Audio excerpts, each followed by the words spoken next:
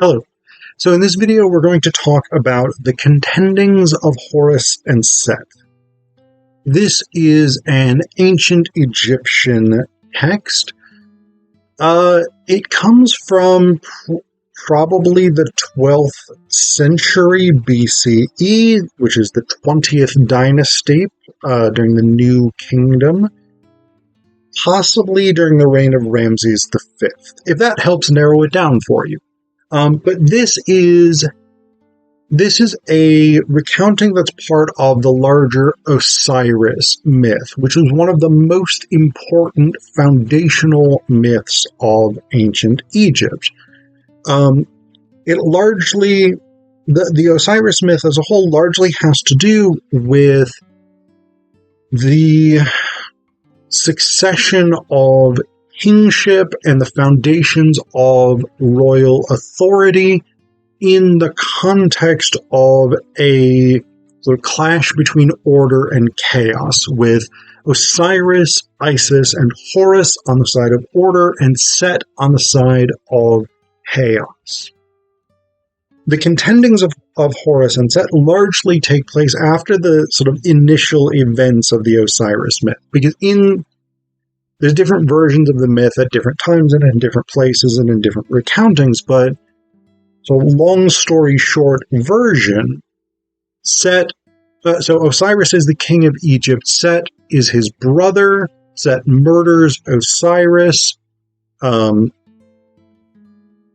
Initially he sort of puts his body in a coffin, puts it in the river, sends it down, it goes to Byblos. There's a whole set of things that happens. Isis, who is Osiris's wife and also his sister, goes to get her husband's body. She brings it back to Egypt. Set finds it. He tears the body apart, scatters the pieces across Egypt. Across Egypt, there isn't a T on the end of that word. And then Isis goes around. She finds all of the pieces of her husband's body, except his phallus, which has been eaten by fish in the Nile, and she reconstructs Osiris, and either she and her sister Nephthys, who is the sister to Isis, Osiris, and Set, and also the wife of Set, and for some reason is on the side of Osiris and Isis rather than on the side of Set. But basically Isis sort of revivifies Osiris, and he now has to become the god of the underworld, or the god of the dead, because he has been resurrected, essentially, right? He has been mummified. The timeline on this is slightly squishy depending on which version you're reading, but basically Isis refigures a fake phallus for Osiris, gets pregnant, and gives birth to Horus. Horus then goes on basically to take revenge on Set for murdering his father. Horus also defeats Set and becomes the ruler of Egypt. Now, the Contendings of Horus and Set, this particular manuscript, really deals with the latter portion of this, and it puts a very unique spin on this story. I'll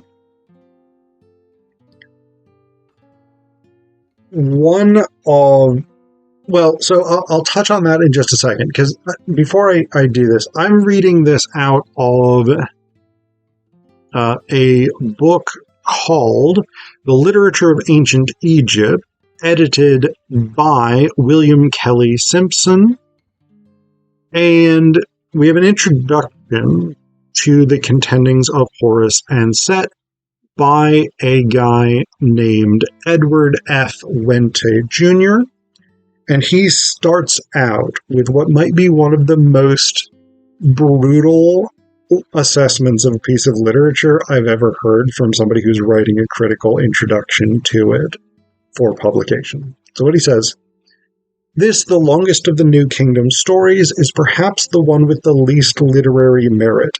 for there is very little in the way of suspense to maintain the reader's interest throughout the narrative.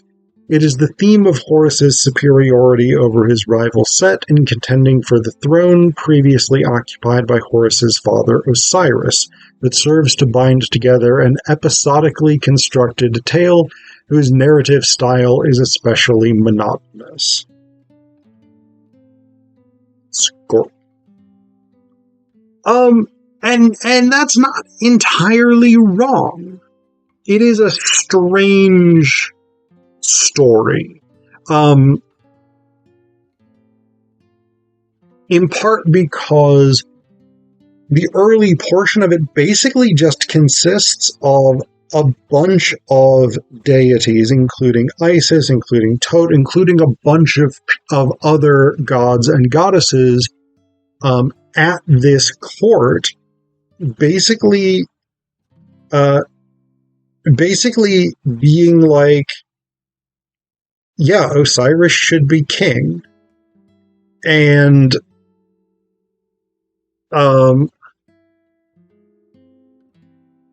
Universal Lord, who I'm not 100% clear on exactly who this is. It seems to be a sort of over god, but they also make reference to a number of other gods, like Nath the Great, the god's mother, or later on Osiris, who seem to be more powerful and important than the Universal Lord. But the Universal Lord doesn't seem that keen on Horus. In part, in one place, because he's like, your breath smells. And Set has laid claim to the throne, and the basis of Set's claim is basically that he is the brother of Osiris, and he is an adult, and so he should inherit, whereas Horus is a child, and he should not inherit. Set also argues for his physical strength being greater than any of the other gods as a basis for his claim to the throne, but basically everybody else is like, yeah, Horus is Osiris's kid. He should inherit Osiris's throne. Let's move the fuck along. But apparently they've spent 80 years in court arguing over this. And the opening portion is basically just a whole bunch of vignettes in which people are like, yeah, let Horus be the king.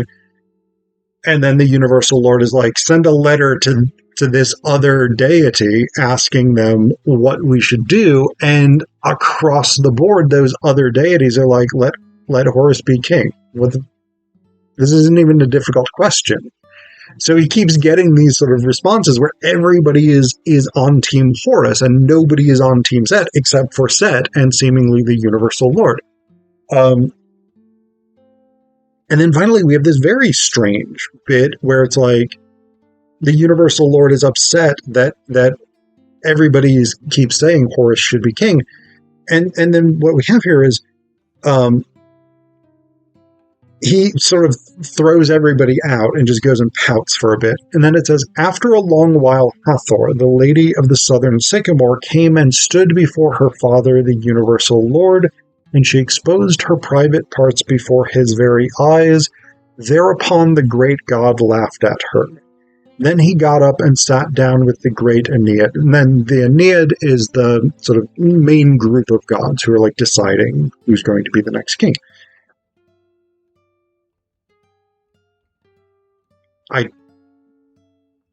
No clue why that happens. It happens, Hathor flashes her dad, and then the papyrus just moves along. There is no explanation given, there is no development of that, it is just a thing that occurs. She's like, have a look, he laughs, and then they go about their business. I don't know what to make of it. It's a weird thing. But stick around, because it is far from the only weird thing in the Contendings of Horus and Seth. It's about to go off the rails in just a little bit. So, Seth continues basically to be intransigent. He is unwilling to accept that Horus should be king. And basically he's like, Isis keeps disrupting things, so we need to go to this island and not let her come. And that's his big plan, right? Is like if he can get the other gods and goddesses on an island without Isis there to advocate for her son, then he can persuade them to let him be king. And she turns herself into an old woman and basically like tricks the boatman into letting her across. Then she turns herself into a beautiful woman, and Set is like, hey, you're looking pretty sexy. And she's like, well, I'm just a beautiful widow whose husband died, and then another dude showed up and was like, I'm going to take over all your cattle so that your son can't have them. And Set, wanting to have sex with this woman, is like, that guy's a dick. Your son should clearly have his dad's cattle. And Isis is like, got you, motherfucker. You agreed. That means, in principle, Horus should have his dad's throne. You said so, not me. You said it. Set then goes and narrates this whole event to Priharakti, who I'm not sure if Priharakti is the universal lord or not. I'm, again, slightly unclear on this. In which he basically like tells this story exactly the way that it literally just happened, and we have it written out basically twice. And Priharakti is like, yeah, it seems like you agreed that Horus should be king. Like a dope. You're a dope. You're dumb. Why are you dumb? So that happens. And Set is still like, no, I'm going to. You're not having the throne, Horus. It belongs to me. So he challenges Horus to a contest where they will both transform themselves into hippopotami or hippopotamuses, whatever the correct plural is in the English language, and they will stay underwater for 3 months. And whoever stays underwater longer wins. It's like a children's pool game, right? Like the game you would play with your friends or your siblings or whatever when you went to the pool as a kid. Where like whoever can hold their breath longest wins. But in this case, you win the throne of Egypt. Isis creates a harpoon and harpoons first Horus, and then is like, oh no, harpoon, I didn't mean to hit Horus. Release him. And then she harpoons Set. So she harpoons Horus, and he's like, Mom, why are you doing this? Stop harpooning me. And she's like, I didn't mean to harpoon Horus. Come back, harpoon. And it does. And then she harpoons Set, and Set's like, you're my sister. Why are you harpooning me? Stop. And she's like, I'm sorry, I didn't mean to. Come back. And then Horus gets upset with Isis for having unharpooned Set. And so he comes out of the water and cuts her head off, and she transforms herself into a stone statue. And he takes her head off into the mountains, and the other gods go to look for him. Set finds Horus, basically puts out his eyes, and then just leaves. Hathor shows back up, and basically pours gazelle milk into Horus's eye sockets, and his eyes are restored. Hold on, 'cause it gets weirder. So the gods are then like, listen, guys, this is a dumb thing you're doing. You're creating all kinds of problems, all kinds of chaos. Why don't you just like have a party together, right? Just like have a feast, eat some stuff. Cool. Work it all out, right? Just the hug it out theory of conflict, basically. So they have a feast at Set's place, and then it gets toward nighttime. And what it says here, this is a weird bit, right? So it says, now afterward at evening time, bed was prepared for them, and together they lay down. During the night, Set caused his phallus to become stiff and inserted it between Horus's thighs. Horus then placed his hands between his thighs and caught Set's semen.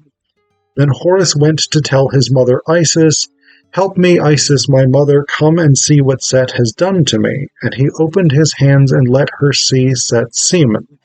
She let out a loud cry, took up her knife, cut off his hands, threw them into the water, and restored for him hands that were equivalent. Then she got some fragrant ointment and applied it to Horus's phallus. She caused it to become stiff and inserted it into a pot, and he caused his semen to flow down into it. Isis at morning time went carrying Horus's semen to the garden of Set, and she said to Set's gardener, "What sort of vegetable does Set eat here in your company?" And the gardener answered her, "He doesn't eat any vegetable here in my company except lettuce." And Isis put Horus's semen on it.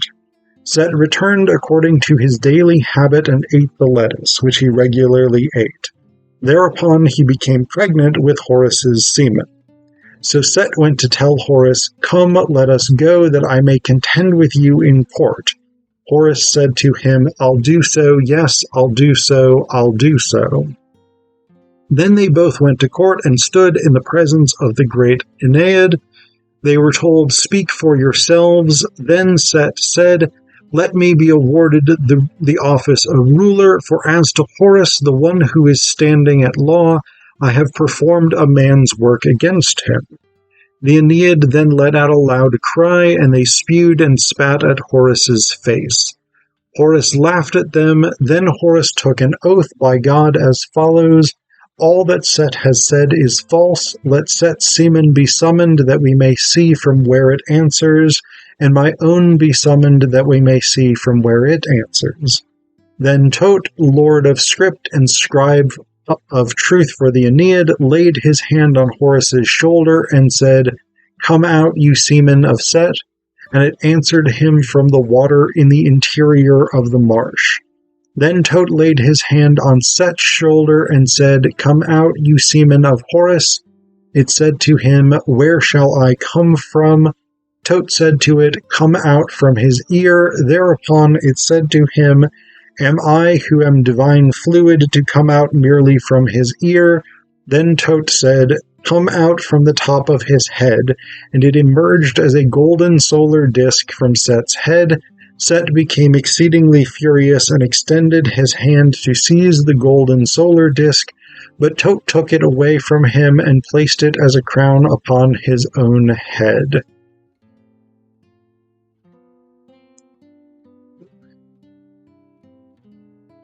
I don't even know where to start. So remember, these are all family members, right? Isis is Horus's mom. She is Set's sister. Set is seemingly both Osiris's uncle and brother, so there's like a weird element to that. So we start where Set basically tries to rape Horus, and Horus catches his sperm, takes it to Isis. Isis cuts off his hands, which have the sperm in it, throws them into the water, gives him new hands, and then Isis finishes her son into a pot so that she can take that sperm and put it on some lettuce so that her brother will eat it. The brother then eats it and is like, "Hey, divine council, you should make me the king because I fucked Horus." And they're like, "Well, let's see where your sperm is." And Set's sperm is in the water, and Horus's sperm is in Set, and it comes out of his head to make a crown, which Tot then takes, and he wears the sperm crown. The golden sun disk sperm crown that becomes part of becomes part of Tot's iconography. What the fuck is going on? This is literally one of the most insane passages in any mythology that I've ever read. And that's not the end of the Contendings. Because after this, Set is like, that doesn't even count. It doesn't matter. Instead, we need to have a boat race with boats made of stone. And so Set makes a boat out of stone, and Horus makes a boat out of wood that's painted to look like stone, and he wins the boat race. And because Set's boat sinks, and Set's pissed off, so he transforms, I think, again into a hippopotamus, and he destroys Horus's boat. And Horus goes to harpoon him, and the other gods are like, don't harpoon him.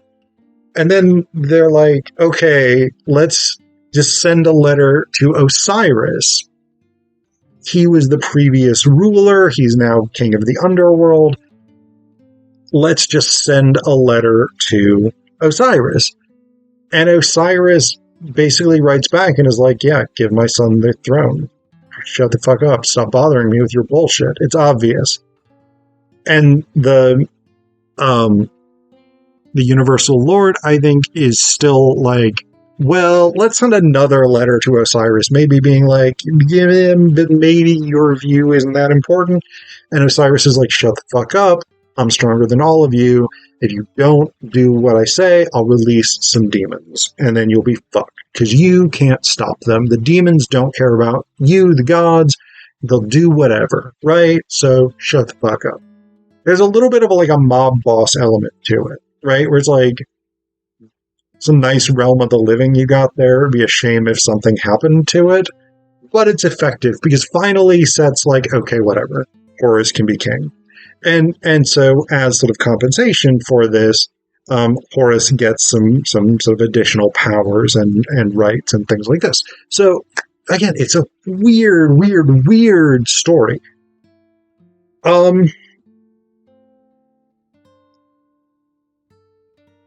Yeah. I don't know. I don't even, there's bits of it, again, that I don't even know what to make of it.